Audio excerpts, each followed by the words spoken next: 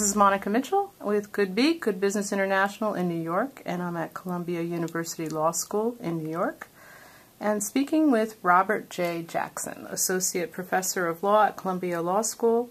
He's an expert on corporate governance and executive compensation, and also in 2009 and 2010 you were an advisor to the Department of Treasury at the Office of the Special Master for TARP Executive Compensation with Kenneth Feinberg. That was the Compensation Czar. Well, welcome and glad to talk to you. Thank you. I'm glad to be here. You were right in the middle, one of the most important jobs in the economic crisis. And it's 2 years ago now, started 2 years ago, and when you were at the Czar's office, the Compensation Czar's office. And we're still paying the price for that in terms of how the economy is working and in terms of how people are receiving the bailouts and the way they were handled. How did you get involved in the Compensation Committee?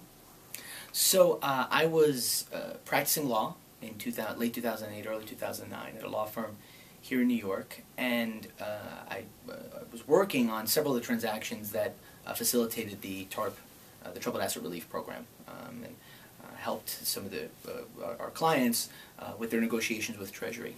And through that work, I came to meet many of the Treasury personnel who were working on the transactions, and I saw that they were doing this sort of extraordinary work at an amazing time in our history.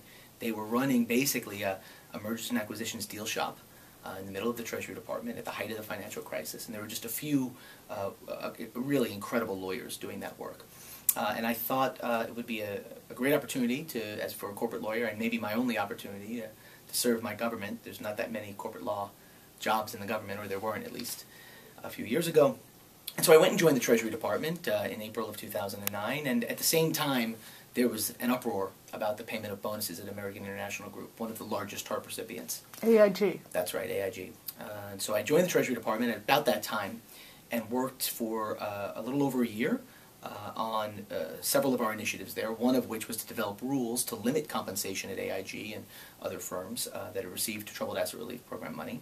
I also worked on our statutory initiatives. We were proposing at the time a number of major legislative changes, many of which were adopted, to change the way compensation works in this country at large financial institutions. And then finally, as you mentioned, I was brought on board the team of Ken Feinberg and worked in the Office of the Pay Czar, where we oversaw the compensation of the top earners at 7 of the largest TARP recipients. What were they? What were those 7? It was AIG, as I just mentioned, Citigroup, Bank of America, Chrysler Financial, GM, General Motors, and their financing arm. At the time they were known as GMAC, now they're Ally Financial. And it wasn't Morgan Stanley, Goldman, or JP Morgan? It wasn't, because they weren't the largest recipients of TARP funding. In fact, depending on whose version of events you believe, many of the folks at those large firms took the position that they didn't need any TARP financing. They did take some TARP injections in late 2008, but they were mostly repaid by June 2009. We were focused only on the 7 largest TARP recipients and those who hadn't repaid yet. Have they all repaid now? Of the 7, 3 have repaid. So Bank of America and Citigroup repaid while I was there. And Chrysler Financial is also out of their jurisdiction. They've got 4 firms to go, and my understanding is that they've been making exceptional progress, especially at AIG, which, as you might know, has undertaken a significant restructuring that's allowing them to repay the government very large portions of what was lent to them. A lot of the debt is put off balance sheet, though, so maybe it's never going to be paid back. We don't even really know where it is. It's like in a vault at the Treasury or at the Federal Reserve, right? Don't you think so? Well, I think I think there's some public confusion about that, and I think one of the things the Treasury's been working very hard at, and I know they've been trying to do better with this, is to communicate very clearly to the public exactly where the money is going and how much has been repaid. But I think you're right that there's been some misunderstanding about that. Just to give an example, at AIG, many significant steps have been made to repay the amount of money that was given to AIG, but when that's discussed, people don't talk about the fact that the Federal Reserve also put a ring fence around certain assets at AIG, and that too is government assistance that should be accounted for when Treasury tells the story about repayments occurring. Often that doesn't take place, largely because the Federal Reserve is doing one thing and the Treasury Department the other. But the point I want to make about that is that even if you include those sort of off-balance sheet arrangements, AIG, the assets that the Federal Reserve has guaranteed for AIG have actually been performing very, very well. And I'm very enthusiastic about the future there. I think the taxpayer, maybe not today, but someday, will be pleased by the performance. Did you see in the European, this is off topic just a little bit, the European, their version of TARP that just came out this week, they're actually bringing back credit default swaps, which were part of the problem with AIG. One of the senior banking officers in Europe, in the EU, was talking about how this was part of the problem in the first place. So just an aside, I don't know if you saw that yet. But one of the things I wanted to talk about was what was the relationship between Federal Reserve and Treasury? I mean, did you guys communicate very well? I mean, did you understand what they were doing and vice versa? We did. It was an extremely collaborative relationship. Many staffers have spent time at Treasury. Many staffers at the Federal Reserve have spent time at Treasury and vice versa. We were constantly in contact, especially about AIG. The Secretary and the President and Ken Feinberg made very clear that when we were making compensation decisions as to what folks should be paid at AIG, we should be very sensitive to the interests and needs of the folks at the Federal Reserve. Because really the folks at the Federal Reserve were thinking about AIG from a systemic stability point of view, from a point of view of how do we keep them from doing further harm to our economy, which is already struggling. And so we were very sensitive to that and spent a lot of time communicating with them. The one difficulty there is that the Treasury and the Federal Reserve have different objectives when it comes to managing investments like this. As I say, the Federal Reserve is really concerned with stability, not just of a particular company, but of the system as a whole. Whereas Treasury found itself in the position in 2009 and even today where they are a shareholder in the company. So they're interested about the solvency and health of that one company in a way that the Federal Reserve might not be. Actually. Okay. So one challenge, I think, that they've been trying to manage, and I think they're doing very well with this actually, is trying to make sure that every government entity is in the right position for its objectives. That is, it has the right interest in a company like AIG, reflecting its abilities and objectives. Well, one of the things you were charged with at the with Ken Feinberg's office, and by the way, what's Ken Feinberg like? He's a wonderful, wonderful man to work for. So Ken Feinberg makes a living out of taking jobs that no other person would take, and then performing them with just extraordinary thoughtfulness, political dexterity. But besides that, and this is sort of I think what's not well appreciated about him, he's a deeply, deeply sort of thoughtful and caring individual as a person. So working with him was a great privilege. And one thing I think he does very well, and you might know he's done the September 11th Victims Compensation Fund, he did the Czar work, he's now doing the BP oil spill and compensating those victims. People are going to argue about whether he got things right or wrong. You can argue about whether we in his office at the Czar got things right or wrong, and those are important debates that folks should have. But when you look at the way he handles it, the personal attention he gives to each question he faces, I don't think there can be any doubt that he's doing everything he can to solve our nation's most pressing problems. So it was a privilege to work for him. That's great. Yeah, it seems like it. But when you were at the TARP Oversight Office and you were working with executive compensation, what was your mandate and how were you instructed? What was your task and how were you instructed to fulfill that? It's a good question, and it's important to know that we had a very limited, clearly defined mandate in the Czar's office. So we had 7 companies we oversaw, and our jurisdiction was limited to those 7 firms. And we had to set the compensation amounts and structure for their top 25 paid individuals. And then we had to set the general rules by which the next 75 individuals would be compensated by. Can I ask you what the general compensation was for the top 25 of these big banks? Sure. So, we approved both the amounts and the general structure. What we did in general was we said cash salaries for those individuals should in general not exceed $500,000 per year. That was one of the firm rules we adopted early in Ken's tenure and something that he's been very, very vocal about sticking to. So we had a $500,000 limitation on cash compensation. Then we decided that folks would need additional fixed pay.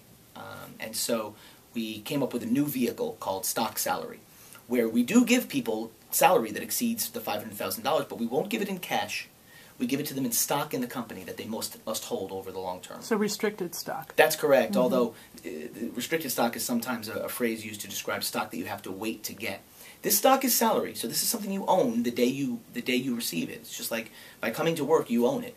But the trick here, and the difference the key step we took, was requiring folks to hold it even after they owned it. Mm-hmm. Typically in restricted stock, when the individual becomes the owner of it, he or she can sell it immediately, and many folks do. And this undermines the incentive effects of the stock, of course, because once you've sold the shares, you're indifferent as to whether or not the value of the company rises or falls. But what we did was require them to hold stock over the long term. And did you find them, I mean, they generally thought you were intrusive and in their way and kind of minding their business. You didn't find them very cooperative at first? I mean, the public, I'll just recreate the situation a little bit. The public was really angry. They were getting, you know, huge bonuses, $10, $20, $30 million apiece for members of the financial industry who had actually personally been responsible for losses of billions. In the toxic debts and in some of the derivative products that they were selling, that, you know, the public was very angry about that inequity. So when you were there trying to negotiate these salaries, what was the general response from the industry? I'd say at first, the industry and the large financial institutions in particular were very uncomfortable with our involvement, and I think that's very natural. Because these are companies that have been run as private firms for a very long time. They have boards of directors and officers who run the firm in the way they think is best for their shareholders. And the idea of having a government official intervene is something that they were very uncomfortable with. And let me just say, so were we. You know, the idea, I mean, I'm an economist, the idea that we would have a government official setting pay rather than market strikes me as sort of very unusual. But the thing that they failed to grasp, I think, at that moment was just what you've said, and I agree with you. At that moment, the public was so outraged about what had happened at American financial institutions, not just with respect to compensation, but the fact that they needed taxpayer money to keep from destroying the system they'd created. I think just was so fundamentally contrary to the public sense about what was right and wrong that that government intervention was justified. And you know, one of the things that I think they took them some time to understand is that if you're going to have access to taxpayer money, that never comes. Folks in Washington will tell you that never comes with no strings attached. And in our case, the strings that were attached were that you were going to have Ken and his team come into your boardroom and be sure that what you were doing in terms of compensation is consistent with the public interest. But how much legal backup did you have for that? I mean, what was the legal mandate? Was there one? Not very much. I mean, so we had there was a statute passed as part of the president's first legislative initiative, the Recovery Act, that laid out some rules for how all TARP recipients were to be paid, and those applied to the Goldmans and the Morgan Stanleys and all those firms until they repaid. But we had just broad sketches, broad ideas about what we wanted to achieve. And I think the real challenge of being in that office, and really what Ken Feinberg pulled off, that really is an exceptional accomplishment, is taking these ideas from the ether. Long-term performance. I mean, everyone agrees, of course, that compensation should be long-term and linked to performance and consistent with shareholder interests. The question is, how do you do that? When you actually put pen to paper, how do you ensure that compensation is aligned with shareholder interest? And that's what Ken was forced to do. So he took these ideas sort of from the ether and put them down on paper in a way that really no one had ever done before. Well, yeah, and you accomplished a lot. I mean, I will have to say that you did some extraordinary work in a very impossible, difficult situation. So I think it was a great public service. I do, however, think that the entire model was a short-term focus. And so you were taking people that had been comfortable. They were pillars of society. I mean, they were revered and respected, and they kind of, quote-unquote, masters of the universe that had never been questioned before. And here they have now collectively collapsed the banking system. And yet there still wasn't a recognition that they had collectively collapsed the banking system. So I'm just interested in that. I remember a couple years ago when you and I met, you talked about how when you were negotiating compensation, a lot of these people talked about how I deserve this. I'm entitled to that compensation. You can't take it from me. And you had to face that sense of entitlement. I deserve it. It's interesting because I was talking to an investment banker recently that he's young. He's just been out of school a couple years from Cornell.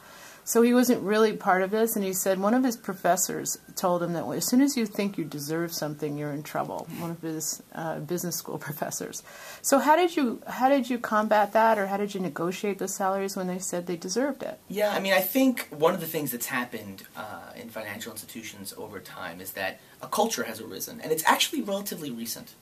There's always been a bonus culture on Wall Street, don't get me wrong, but the idea that bonuses will always be high, and high enough to fund lavish lifestyles, is something that's arisen, really become prominent in the last 5 to 10 years. And it's a quite ingrained notion that folks have, and you're right, I agree with you. Many bankers have come to the view that given their work and their skill and their talent, they're entitled to very, very substantial compensation that would make the average American sort of blanch at the total. What we tried to do about that is really, and this was Ken's talent and his work, expressed to the financial institutions and the individuals. I mean, we talked to the bankers themselves, expressed to them that there's this other side of that coin, that when you work for a large financial institution, you necessarily benefit from the implicit guarantee of American taxpayers. And what comes with that is a responsibility to, yes, to be compensated, but to be compensated in a way that's consistent with the interest not only of your bank, but the system as a whole. And that took time to learn. But I believe over time, by the end of our process, really the individual folks who were receiving the compensation we were paying were convinced of that. And I think there's evidence of that. The evidence is that when we asked them to take their salaries in stock rather than cash, when we said, take that old Wall Street bonus, and instead of taking it in cash, which you're used to, and going out and spending in December, which has become a tradition of its own on Wall Street, take it in stock, and hold it for the next 3 or 4 years, and see how we do as a society, and then we'll decide how much you should get. At first, bankers resisted and blanched at that notion, but now it's become very common at those institutions to accept that exact pay package, the one that we came up with, and they've retained much more than 80% of the folks that we reviewed in terms of compensation. Very, very few of those bankers actually got up and walked out of the bank as a result of those compensation arrangements. And I can tell you, over time, many bankers said to us, we accept the challenge of that. We want the stock. Give us pay based on how we do. If as a society in 3 years we look up and AIG is in good shape, pay us. But they were willing to make that bet with the American people.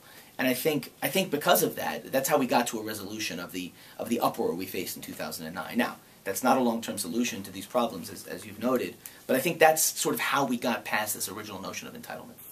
Well, you had said something also, you just touched on it briefly, about what are banks, to society? I mean, what's the social responsibility, if any, of a banker? I mean, there's a big disconnect here. Yeah. Because up until, and I have to say I was part of that mentality, up until the system collapsed, I never really even thought about it. I mean, you always try to be ethical, you always try to do the right thing, or hopefully. But what these institutions, these financial institutions, and the people that worked in them felt, it wasn't a direct connection to society. I think we didn't really even see until the system collapsed that there really is a pinch ouch. They're directly connected.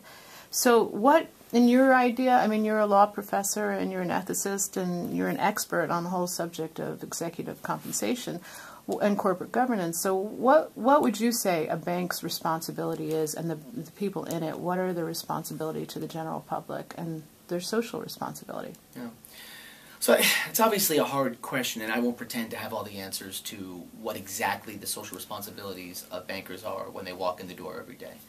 And I was a banker for some time at what used to be Bear Stearns, and You were at Bear Stearns? I was, yeah. I didn't know. What did you do at Bear Stearns? Yeah, I was an M&A banker very briefly at Bear Stearns. Mm-hmm. 1999, 2000, before the last bubble. Okay. And what, so I remember what it was like to work at a place like that, to be surrounded by talented people and to be really providing value for clients, which is what bankers do. Mm-hmm. So I don't have all the answers to what their social responsibility is. What I do know is that now that we've had in the wake of this crisis, there's very little doubt that every single large financial institution in this country is backed up by the implicit guarantee of taxpayer money in the event of an emergency. It's just absolutely clear.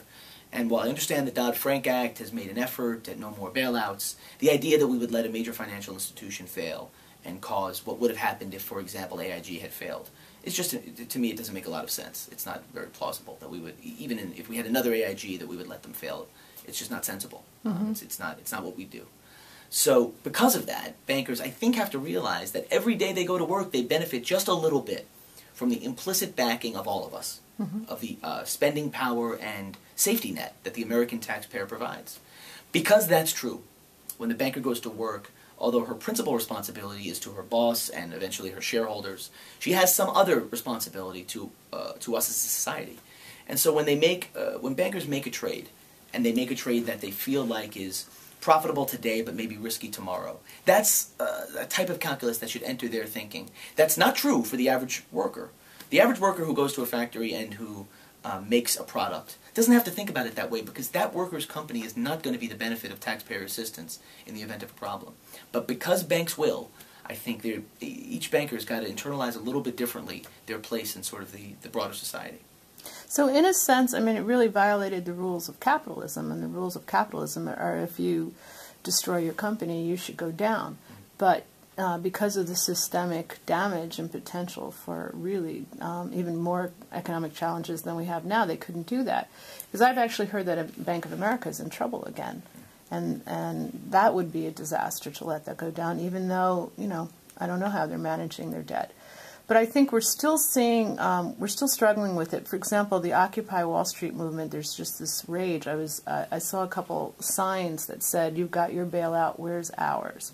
This all comes back from the executive compensation about just this, just the lack of realization among the industry professionals about the pinch ouch. Yeah. Like, okay, we were responsible in a large part for bringing the system down, so now we have to pay the price. That's a basic tenet of capitalism. So why didn't they understand that? If they're supposed to be capitalists, why didn't they get that? Well, so to be fair, I think for many folks on Wall Street, they would have the following reaction to your argument. They would say, look, my business, whatever I do, my business is not the business that caused the sort of broader social problems. If I'm a mergers and acquisitions banker, I'm an advisor. Well, let's not talk about M&A, because I understand that. But first, we'll get to that in 1 second. But what about the people right in the mortgage markets? So for those folks, I think they would say that,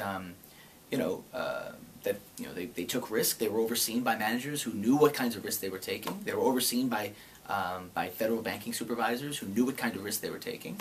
And just because the trades went bad is not a justification for changing the fundamental rules of the game. Okay. But I agree with you that now that we're past the kind of government assistance that has been provided, and whether or not the folks at Goldman and Morgan thought they needed that money, or J.P. Morgan, they took it. And so for me, the idea that we're in a capitalist game with large financial institutions in this country is no longer plausible. And to be honest, I don't know anybody who seriously thinks that's true. Who thinks that in the event of a J.P. Morgan failure, we'd simply allow them to fail and we suffer 20% unemployment. The idea of those events unfolding in that way just doesn't strike most people. Most people that I've talked to about it is very plausible. Well, people that understand how the economic structure works, but I think I've heard from a lot of people out of the industry that to be too big to fail is too big.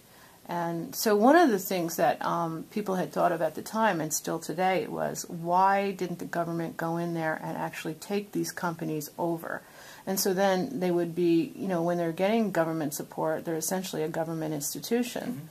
So therefore, they kind of have to deal with it. And I knew a lot of people in different parts of the market, even in the equity markets or in the M&A areas, that just basically they have to pay the price for everybody else at the firm. If the firm goes down, they're going to go down with it. I mean, there were quite a few people that had nothing to do with it that to this day are really hurting in the industry, which I guess most people don't know that. But all of America is paying the price for it, and it's spread out into the world. So, I mean, do you think that the government should have, you were part of the government, do you think that there should have been a stronger stance there to take the companies over and manage them better, or do you think it was handled the best way you could? No. So two separate questions there. First, as to whether we should have nationalized the banks and why didn't we? I would say we should absolutely no. We should not have nationalized the banks, and I'll tell you why we didn't. I'll give you 3 reasons why. The first is that just as a matter of basic sort of practical economics. the government is, the history of this is very, very clear. If you look around the world to see how governments have succeeded or failed when they run businesses in general and financial institutions in particular, governments are not good at managing financial institutions. Now, with all due respect to my former colleagues at the Treasury, I thought we worked very, very hard, but I think it was the view of the Secretary on down that if it could all be avoided, a nationalization of the banks should be avoided. Number one, for the basic reason that we weren't in a position to do it well. Number one. Number two, you don't have to nationalize the banks in order to oversee their work. So it wasn't necessary for us actually to take control for us to have meaningful oversight of what they were doing. To me, what's much more important than whether we nationalize or don't nationalize is what we're doing to actually supervise the work of the banks. And in that respect, the Treasury and the Federal Reserve have taken extraordinary measures. So one of the things, for example, that we did was we ran stress tests of the companies, where we made our own determination as to whether or not the companies were in good shape in terms of financial stability. We also oversaw executive compensation in a very intrusive way, where we literally picked the amounts of pay that were to be received by the top folks at the firm, and the kinds of incentives, the structure of that pay was chosen by government officials, and that in part is a response to the notion that if you take government money, we expect to have more oversight. And third, we had directors who were elected, whose sole job it was at AIG and elsewhere to keep an eye on the performance of the equity that the taxpayer got in exchange for our assistance. So we had some oversight, and that was all possible without a nationalization of the banks. And the last point I'd make about this is that although we went very far, and many would argue that we might as well have nationalized the banks. I mean, we took a controlling equity stake in AIG. We took a very, very large stake in Citigroup. We took a very, very large stake in General Motors. But having taken the final step of taking firm control would have been just fundamentally, to me, inconsistent with the basic notion that underlies the American economy, which is that we are capitalists. And while the sort of notion of a straight capitalist system, an unfettered capitalist system in banking is no longer plausible, as I said earlier, we wanted to preserve as much as possible the intuition that the U.S. government was a very, very reluctant participant in these markets. It was the last thing that anybody at Treasury wanted to do, to provide money to these banks. And the Secretary said right from the start that we were going to get out of those investments as soon as we could to maximize taxpayer value, and that's exactly what we did. So for all those reasons, I think not nationalizing was the right thing to do. But I can understand why there'd be an impulse that we could have done more. No, I understand what you're saying. I mean, it's a very difficult gray area. I do understand it. I understand what they were doing for it. But it kind of sent a bad message, don't you think? It sent like, there's really, the repercussions of your actions are limited. So, and I'm not talking about necessarily, I am talking about individuals, but I'm talking about collectively. It's the basic rule is if you screw up, you're going down. I mean, and they were saved. Right. And their jobs were saved, and the compensation was saved. So that plays out into where we are now. So I want to kind of bring it to where we are now. And I really appreciate, all your deep thinking about it. It's really interesting, and I don't think there's one definitive answer for it. But where we are now is we have this growing rage against Wall Street, against an entire industry, and Wall Street, as we had talked about earlier, is not just this Wall Street, not a place or a building or an institution. I mean, it goes all around the world. It's banking, it's commerce, it's foreign exchange, it's so many different things. It's the equity markets, it's the debt markets, it's the M&A market. I mean, it's everything. And it's not one thing. And there's so much of the industry. Unfortunately, this was pretty much 20% of the industry. I don't think it was anything more than that. And everybody in the industry has been blackened by this process. But it did show that the model needed fixing. So how do you see where we still are now, like where the model needs fixing? Sure. So for me, the flashpoint of the compensation debate, what compensation does is it crystallizes this fundamental failure to communicate between sort of the financial institution industry that we have today and the rest of the country. And the reason that it does that is something that many folks have mentioned that you said earlier, which is that it's fundamentally contrary to this sort of capitalist ethos of most American people, that when the banks failed, the bankers got paid anyway. That is something that no matter how much we explain, no matter how many press releases we issue, that most American people will never understand. Why should they receive pay even when they fail? And I think the debate you're seeing now, the Occupy Wall Street movement and similar developments, show this fundamental disconnect. Because what you have is a movement of people who don't understand that basic tenet, who don't understand where their bailout is, why they don't get the benefit of government assistance. And so I think these protests really crystallized for me an issue that we were never really able to fully deal with, which is making sure that the folks on Wall Street and bankers in general understand that the compensation issue is not just about people feeling that others make more and feeling an objection to that. It's not quite that simple. It's a deeper problem. The problem is that the average American would never deny that folks who do well should be paid well. That's fundamentally acceptable to all the American people. And when we went to Capitol Hill and Ken Feinberg explained his rulings to Congress, nobody ever objected to paying people who succeed. It's paying those who fail that creates this kind of gap. And I think what you're seeing downtown, the protests you're seeing now, really reflect this failure of the two sides to talk to each other about this. And that's why I think these issues are so important. And you also said that you think that Wall Street itself should start coming out and kind of bridging the gap. And well, I think one thing about the Occupy Wall Street development that's unfortunate is that in many ways the basis of the movement emphasizes differences between Wall Street and the rest of the world, as if Wall Street is some monolithic entity, as if it's a building somewhere or a street somewhere. Wall Street and our financial services industry is made up of people. These are extremely talented, extremely hardworking people, many of whom have given up other careers so that they can be in the business of making sure that Americans have access to mortgages. I mean, the work they do is extremely important. But what the Occupy Wall Street movement has done is literally, by its terms, separated the two groups out into the 1% and the 99%. And while I understand all of the emotion behind that, I understand why that's compelling, for me it's not that productive a solution. It's not that productive, and what I mean by that, it's not that productive in terms of getting the two sides to actually talk to each other. Emphasizing the fact that there's a gap between the 1 and the 99% is not so interesting. By definition, if you take 99% of one population and 1% of another, you'll separate out two groups of people. What's more interesting is how do we get those two to talk to each other. On Wall Street's side, I'll say, that I've talked to bankers on both sides of this debate, many understand what's happening in the Occupy Wall Street movement and are open to the discussion, but many prefer to think of it as a fringe movement, as a sort of like protest they can dismiss. And again, I think that what the move they're making is separating out the groups. We're in here, they're out there, and I like it that way. And that failure to actually engage with the gap, to figure out why there's a difference and what it's made of and how to address it, is, I think, one thing that we haven't moved forward very far on. And I think it's basic for us to have a conversation. And actually, you endorsed a book that I co-authored called Conversations with Wall Street. And one of the things in it is a social contract, like how we have to kind of establish what do we owe each other, because it's clear that we owe each other something. Sure. So one of the major issues that you're involved with 9 other law professors too, is the Supreme Court decision, which was called Citizens United versus the Federal Election Commission.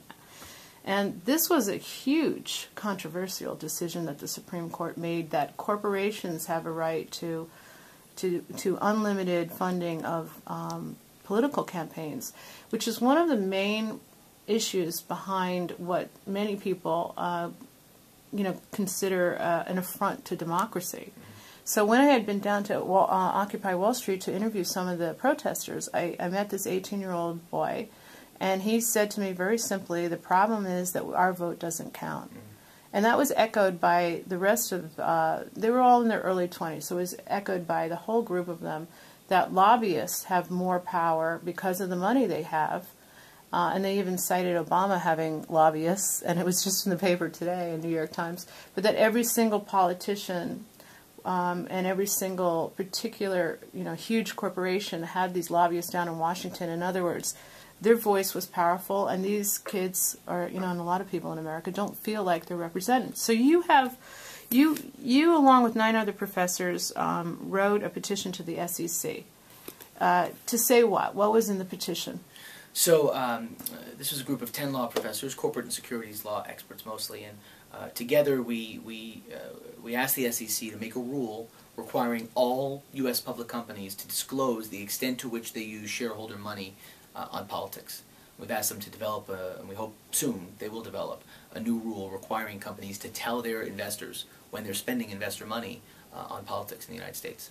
Yeah, because you could have a CEO who believes in one thing and then all the shareholders believe in something else, and there just seems to be something really not right about that. I'll say I think I agree, and one thing that it's interesting about the petition is that we have 10 different law professors, all of whom have very, very different perspectives on politics, on economics.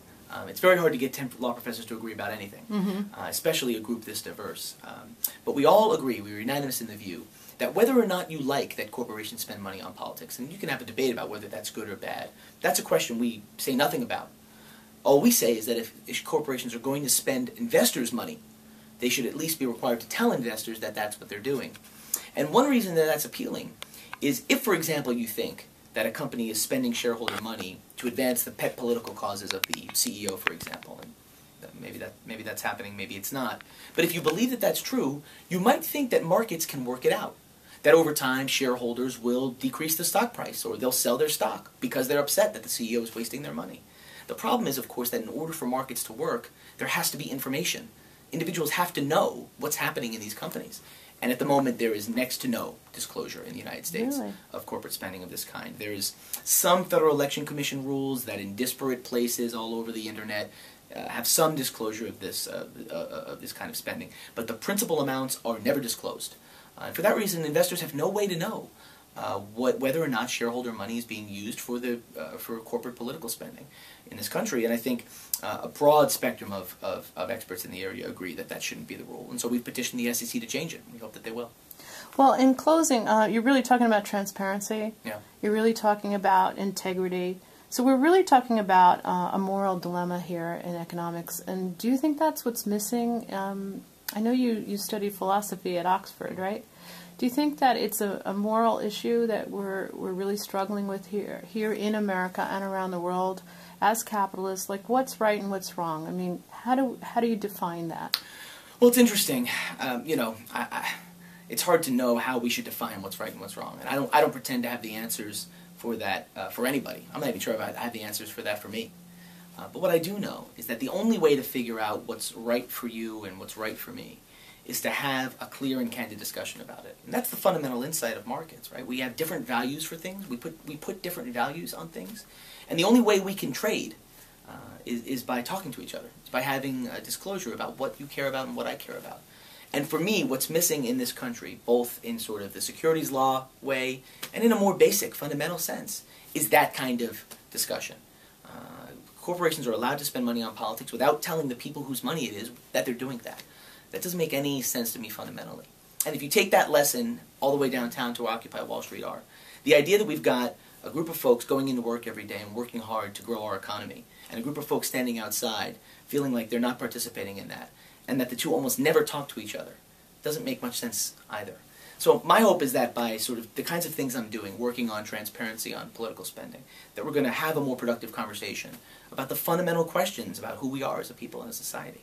Wow, that's great. I really appreciate talking with you today. Robert Jackson, professor of law, Columbia University Law School, and also an expert on executive compensation and corporate governance. Thanks very much. So thank you for talking to me today. My pleasure.